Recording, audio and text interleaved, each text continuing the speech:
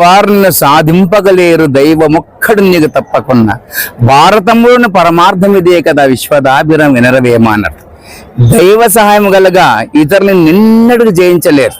ఆ రకంగా దైవ సహాయం పార్థసారథి ఉంది కాబట్టి అతన్ని ఎవ్వరు జయించలేకపోయినారు. పైగా జయాపజయాలు దైవాధీనాలు అన్నారు. కానీ ఈ జయాపజయాలు మాత్రము ప్రజాధీనం. ప్రజల ఆశీస్సులతో, ప్రజాక్షేమంతో, ప్రజల క్షేమం కూడా మహానాయకుడై మహా మేధావై 30 రోజులు ఇంగ్లీష్ నేర్చుకున్న ఎలా మనం చూసినాం, 30 రోజులు హిందీ నేర్చుకున్నాం ఎలా చూసినాం, 30 రోజులు కన్నడం నేర్చుకున్నాం ఎలా అని చూసినాం. కానీ 30 రోజులు ఎమ్మెల్యే కావడం ఎక్కడైనా చూసినావా? 10 పెంచుతాం.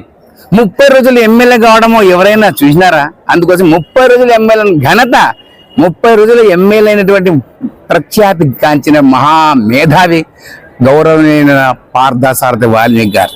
కాబట్టి ఇక ముందు కూడా ఆయన ఎన్నో అభివృద్ధి కార్యక్రమం ఆదరణ చేస్తూ నిరంతరం ప్రజల గుండెల్లో దేవుడే నిలుస్తూ ఉండాలని చెప్పేసి మేము నిరంతరం ఆయన ప్రజా తీర్పుగా ఆయనను ఆశీర్వదిస్తున్నారు. ప్రజలందరూ కూడా చాలా సంతోషిస్తున్నారు.